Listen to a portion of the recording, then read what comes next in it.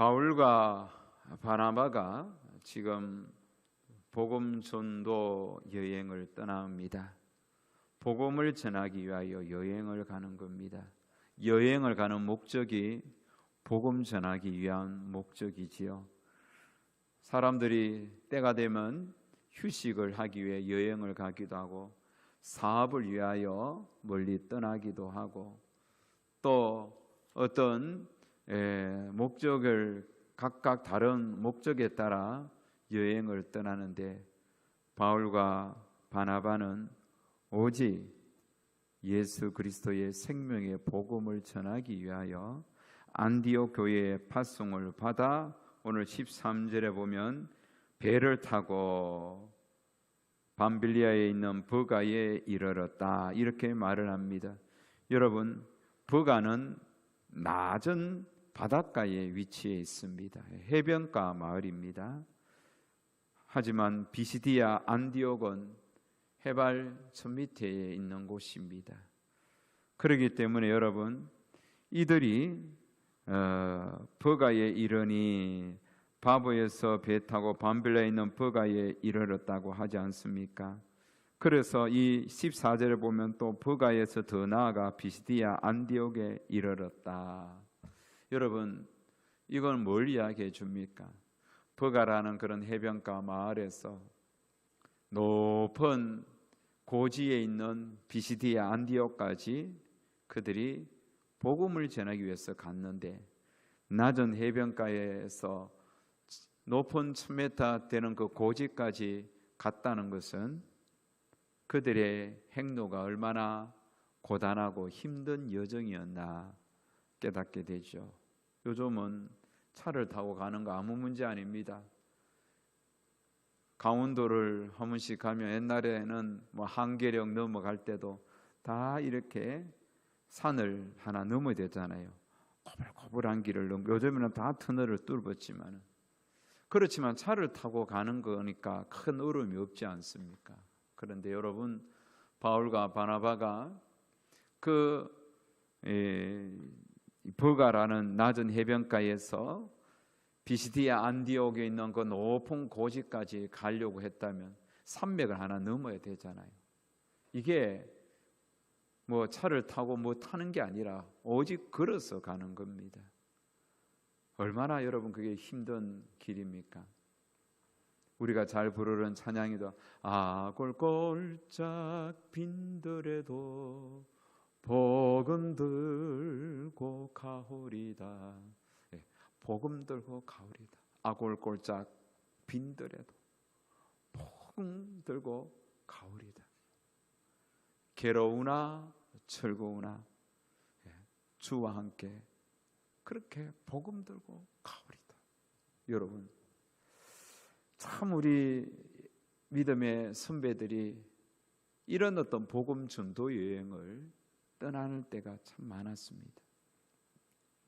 그래서 우리나라 지방 저 어촌, 농촌, 꼴짝 곳곳에 교회가 세워졌습니다. 제 모 교회도 1906년에 세워졌는데 지금은 여러분 우리 고향 땅이 그렇게 가는 길이 다 포장이 되어 있고 마을도 예쁜데 사실 그 옛날에 벌써 120년 전에 그곳에 교회가 세워질 때에 누군가 복음 들고 왔다는 겁니다. 그때는 여러분 엄청난 꼴짝입니다. 그렇게 깊은 꼴짝이도 없을 거예요. 지금도 가끔 우리 고향에 우리 친구들이나 또 이리에서 가면 차를 타고 가도 참 깊이 들어가거든요. 근데 옛날에 포장도 되어 있지도 아니하고 얼마나 여러분 험한 길이겠습니까? 그게 오직 걸어서 누군가 와서 복음의 씨앗을 뿌렸다는 겁니다. 네팔 김창근 선교사님이 카톡으로 자기의 선교 현장을 자주 이렇게 저한테 보내줍니다. 거기는 히말라야 산맥이 보이고 히말라야 눈 덮인 산이 보이는 곳입니다. 네팔이니까. 그러니까 그분이 복음 들고 가기 위해서는 정말 산을 몇 개씩 넘고 도로 사정이 좋지 않아서 그 산에 이렇게 뚫린 길들을 보면, 비포장도를 보면 한쪽에는 완전히 낭떠러지는 거예요. 가끔씩 그쪽에 차를 몰고 가다가 좋지 않는 트럭이나 이런 차가 고장 나가 굴러서 사고 나는 경우도 가끔씩 일어난다는 거죠. 그런 깊은 산골짜기에 가면 마을이 있고 거기에 성도들이 있는 것이죠. 그 성도들에게 복음을 전하고 함께 양철판으로 된 교회당에서 함께 예배드리면서 하나님의 은혜를 나누는 것이죠. 바울과 바나바가 떠났던 전도 여행은 아마 이것보다 더 험한 길이었습니다. 그럼에도 불구하고 복음, 자신이 만난 예수 그리스도의 십자가의 복음을 전하는 것, 이 하나의 목표를 가지고 그렇게 긴 선교 여행을 떠났다는데 참 우리가 은혜를 받지 않을 수가 없습니다. 오늘 우리에게 이렇게 복음이 왔다는 것은 오랜 과정 속에서 많은 헌신된 자들의 수고가 있었다는 것, 또 희생이 있었다는 것, 여러분 그것을 아셔야 합니다. 내가 지금 예수 믿는 것은 어떤 경로를 통해서 왔든지 간에 누군가의 수고와 헌신이 있었다는 것을 여러분 꼭 기억하셔야 되겠습니다. 자, 이렇게 바울과 바나바가 복음 전도하러 왔을 때 13절에 보면 요한은 그들에게서 떠나 예루살렘으로 돌아갔다고 했습니다. 여기서 요한이라는 것은 마가 요한입니다. 마가에 다락방 했을 때 그 마가 요한입니다. 그러니까 이 마가는 돌아갔습니다. 돌아간 예루살렘으로 다시 돌아간 거죠.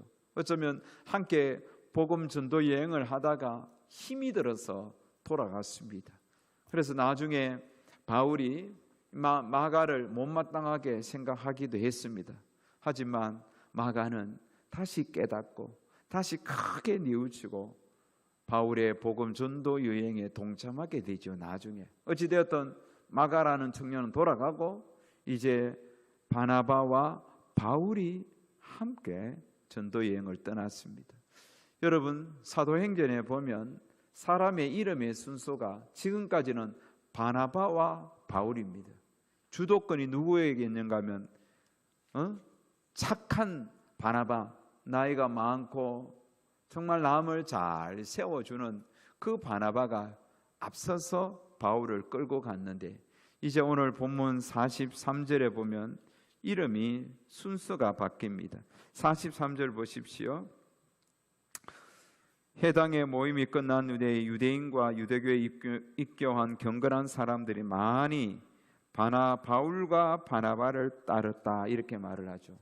이제는 여러분 순서가 누가 앞섭니까? 바울이 앞선 거죠. 바울이 이제는 복음 전도의 주도권을 쥐고 앞서 행하는 겁니다. 여러분 바나바가 얼마나 마음이 흐뭇하겠습니까? 자기가 예수께로 바울을 이끌고 전도 여행을 시작했는데 전도 여행을 하는 과정에 복음을 전하는 그 과정 속에 바울이 더 뜨거워지고 더 건강하고 더 열정적으로 이제 전도를 하게 되는 거죠. 선교하게 되는 거죠. 주도권을 쥐은 것입니다. 이게 정말 아름다운 믿음의 계승이라고 보면 되겠죠. 자, 우리 기범이가 하은이 친구입니다. 고등학교 동기 동창이잖아요. 그리고 우리 교회 오는 과정 속에서 하은이가 인도했는데 이제는 주도권이 하은이에게 있다가 이제는 기범이가 더 열심히 하잖아요. 새벽에도 나오고 우리 하은이는 새벽에도 DB 자는데 새벽에 나오죠. 수요일 나오죠. 주도권을 더 열심히 하는 거예요. 이런 거예요. 이런 거. 참 보기가 허무하고 좋죠. 아, 저렇게 인도했더니 더 은혜를 체험하면서 이제는 열심으로 나아가는 모습이 있잖아요. 바울과 바나바도 그런 관계로 보면 되겠습니다. 바울과 바나바가 이제 비시디아 안디옥에 가서 안식일에 해당에 가니까 해당장이 바울에게 이야기합니다. 하고 싶은 이야기 있으면 하라고. 그러니 그때 바울이 오늘 본문에 보면 16절 보십시오. 바울이 일어나 손짓하며 말하되 이스라엘 사람들아, 이스라엘 사람들과 및 하나님을 경외하는 사람들아 들으라. 들으라 그러면서 이제 바울이 설교하는 거예요. 설교. 그래서 17절부터 몇 절까지인고 하면 17절부터 41절까지 바울이 설교하는 내용이에요. 설교의 내용이 여러분 무엇입니까? 설교 내용을 쭉 보면 몇 가지 이야기를 합니다. 첫 번째는 이스라엘이 애굽에서 450년 동안, 여기서는 다른 곳에서는 430년 일하기도 하고 400년 일하기도 하고 여기서는 450년 일하기도 하는데, 그거는 그 사람이 느끼는 것이죠. 그 약 한 400년에서 450년 정도 애굽에 종사를 했다, 이렇게 생각하면 되겠습니다. 지금 바울이 설교하는 거예요. 설교. 우리 조상들이 애굽에서 400년 동안 450년 동안 종살이를 하다가 애굽에서 큰 권능으로 17절에 보면 인도하여 내었다는 거죠. 출애굽 받았다는 겁니다. 종의 자리에서 구원을 받았다는 겁니다. 얼마나 큰 은혜냐. 구원을 받았지만 광야에서 40년 동안 그들이 소행을 참았다. 하나님 앞에 불평 원망하던 것을 하나님이 참았다는 겁니다. 40년 동안 또 광야 생활을 언급하는데, 그러다가 19절부터는 가나안 땅 7족속을 7족속을 멸하였다. 이거 뭡니까? 가나안 땅을 정복하던 성경이 어디입니까? 여호수아서죠. 여호수아가 가나안 땅 백성 여리고성을 점령하고 아이성을 점령하는 이런 과정이죠. 그러니까 40년 광야 생활 끝나고 가나안 땅에 들어가서 가나안 족속을 물리치고 이제 그 속에서 가나안 땅 약속의 땅에서 정착하여 사무엘 때까지 사사를 주셨다. 사무엘 때까지 사사 시대가 이렇게 진행되는 것이죠. 요수아가 죽고 그 다음에 이어서 사사들이 쭉 사무엘 때까지 사사를 세우고, 그럼 이제 사사 시대가 끝나면 뭐가 나옵니까? 이제 왕씨 아들 하잖아요. 사사 시대가 끝나니까 우리도 이방인들은 왕을 세워달라, 그런 이야기 하잖아요. 그래서 첫 번째 왕이 누굽니까? 사울 왕이 세워지고, 두 번째 왕이 누굽니까? 사울은 몇 년 동안 왕했죠? 40년간 왕했다는 거죠. 그 이야기 하잖아요. 40년 동안. 21절에 보면 아들 사울을 40년 동안 주셨다가 폐하시고, 그 다음 두 번째 왕이 누구죠? 다윗을 세우시고, 다윗은 하나님의 마음에 합한 종이었다. 그렇게 이 다윗을 세우시고, 이제 설교를 여기 출애굽, 애굽 노예 생활, 출애굽, 광야 40년, 홍해 건너서 그 요단강 건너서 가나안 땅 정복, 7족속을 물리치고 사사 시대 그러니까 사울, 다윗 왕정 시대 끝나고 그 다음에 확 뛰어버립니다. 설교가. 그 다음에 열왕 이야기는 다 빼고 바울이 설교하면서 중간에는 또 다 생략해버리고 어디로 뜁니까? 24절에 보면 누구 나오죠? 세례 요한의 이야기가 나옵니다. 이런 과정을 통하여 세례 요한이 이 땅에 와서 자신이 예수님보다 앞서서 예수님의 오실 길을 그가 예비했다는 이야기를 합니다. 그래서 요한 25절에 보면 24절에 보면 회개의 세례를 이스라엘 모든 백성에게 전파하고, 요한이 그 달려갈 길을 마칠 때에 말하되 나는 그리스도가 아니라는 거죠. 나는 예수님의 신발끈을 매기에도 부족한, 감당하지 못할 사람이다. 그러면서 요한이 예수님을 예배했고, 이제 요한 이야기가 나오면 바로 누구 이야기 나오겠어요? 순서적으로 보면 예수님 이야기가 나오겠죠. 이제 그 다음에 예수님이 오셨다는 겁니다.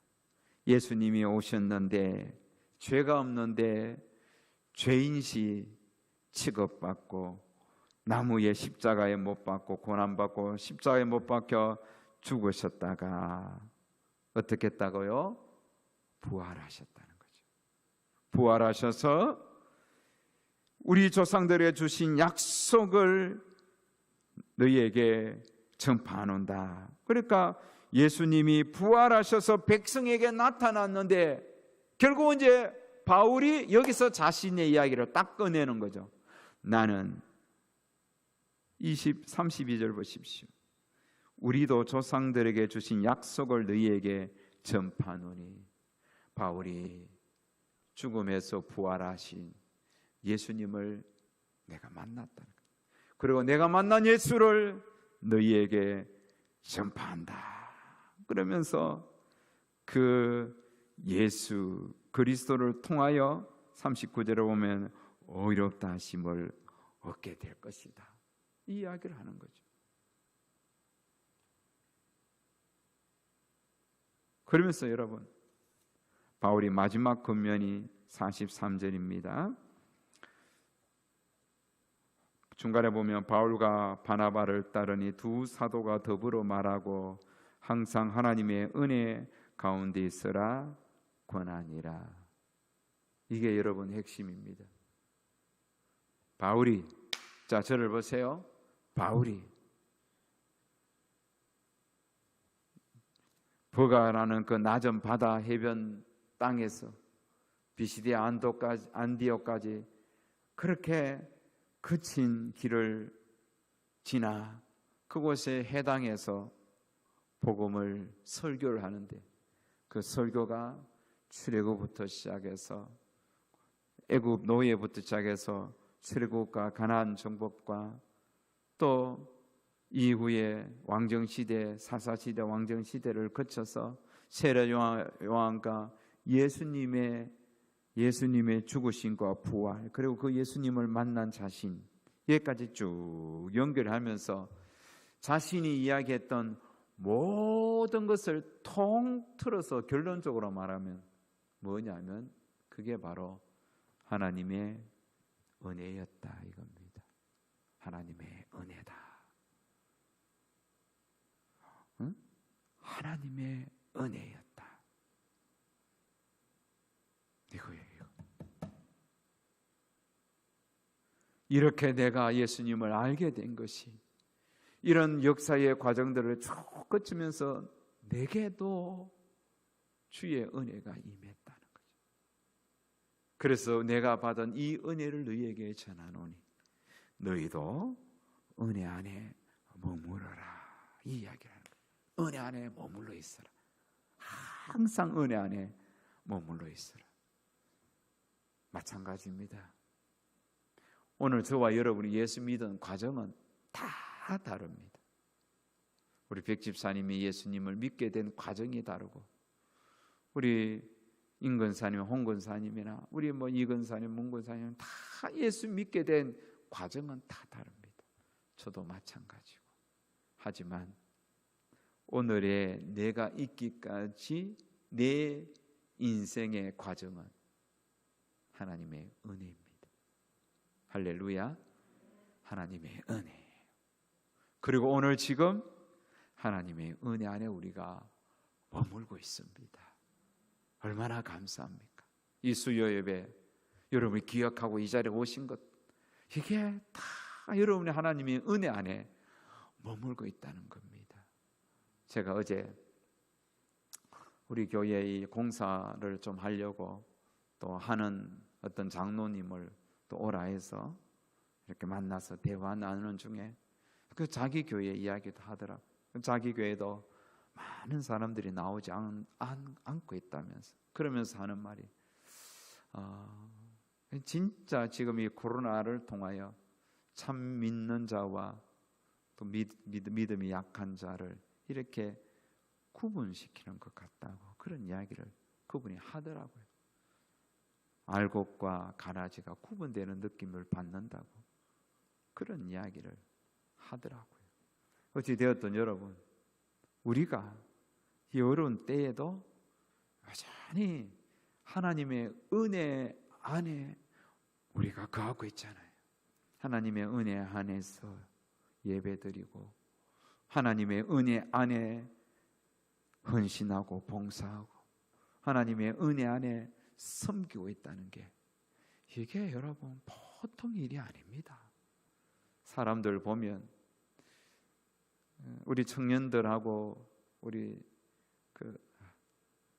이렇게 책을 읽으면서 말씀을 나누는데, 이제 다음 텀에 봐야 할 그 책에 보면 사람들이 결승 출발선에서 출발해서 결승선까지 꾸준하게 가는 프로테이지가 10%밖에 안 된다는, 90%는 다 나고 한다는 겁니다. 그래서 예수님께서 하신 말씀이 좁은 길로 가라 하잖아요. 믿음의 길이 이게 흔한 길이 아닙니다. 쉬운 길이 아니에요. 끝까지 믿음으로 달려가는 그 프로테이지가 10%라는 거죠.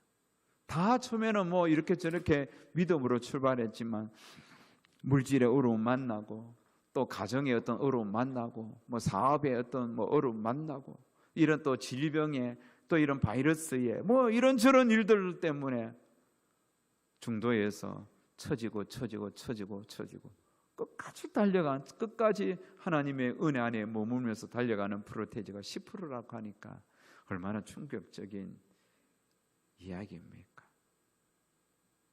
이게 참 보통 일이 아닙니다. 오늘 오전에 제일사랑 예배 갔다가 제가 그냥 오려고 하는데 근사님 한 분이 나를 붙잡고 기도해 주고 가라는 거예요. 왜 그냥 가려고 하느냐고. 누룽지 사탕은 딱 내가 이렇게 손을, 우리 어르신 손이 작으니까 4개 딱 지어주더라. 4개. 이렇게 한 모금 주는 딱 받아보니까 4개야. 응? 다 먹고, 이거 호박잎, 이건 다른 근사님이 준 거네. 이거 하나 남았네. 누룽지 사탕 다 먹었어요. 하나씩 먹다 보니까 다음 주 수요일 날 여러분 나 만나면 사탕 달라 하세요. 내가 하나씩 줄 테니까. 근데 그 근사님이 아니 나가는 입구에서 나를 붙잡고 기도해 달라는 거죠. 나이가 93세인데 근사님이 자리에 앉더만은 기도 제목 한 가지, 빨리 천국 가게 해달라는 거예요. 목사님 천국 가게 해달라. 나 너무 천국 가고 싶다. 참 숙연해지더라고요. 그래서 내가 평안하게 천국 갈 수 있도록 기도해 드렸습니다. 남은 날도 주님과 동행하다가 기력이 점점 세어지는데, 그러니 더 천국을 사모하는 거예요. 얼마나 총기 있고 찬송 부르길 좋아하고, 나도 저렇게 끝까지 온전한 정신으로 하나님을 섬기며 따라갈 수 있을까? 그 생각을 했습니다. 하지만 여러분, 목표는 뚜렷해집니다. 끝까지 은혜 안에 머무시다. 바울이 끝까지 은혜 안에 머물러라. 그게 설교의 제목이고 복음 전도의 핵심입니다. 오늘 우리가 마지막 순간까지 하나님의 은혜에 머물면서 믿음으로 사시다가 또 우리 주변에 많은 이들에게 은혜를 증가하다가 주님 앞에 설 수 있기를 주의 이름으로 축복합니다. 할렐루야.